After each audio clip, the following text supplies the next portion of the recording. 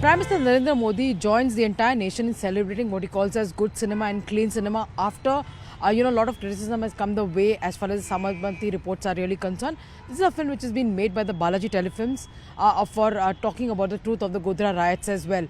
Multiple leaders within the cabinet have also lauded the film, especially Home Minister Amit Shah, who has been Modi's colleague and cabinet colleague even in the Gujarat government way back in the 2000s as well.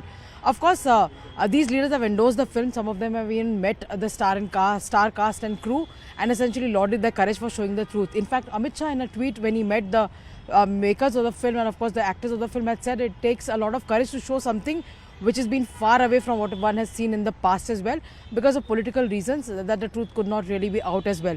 Not just this, multiple leaders within the BJP ruled states have also so far endorsed the films. BJP ruled states including Maharashtra, Madhya Pradesh amongst the others have also Gujarat. In fact, Prime Minister Modi's home state has made this film tax free for the viewers to really come out and watch as well. Today the Prime Minister has watched the film not just along with his BJP colleagues but also with his NDA colleagues. Leaders from the NDA partners and also in fact ministers in the Modi cabinet have got together in the parliament to watch this film at the Bal Yogi Auditorium in the Parliamentary Library building as well.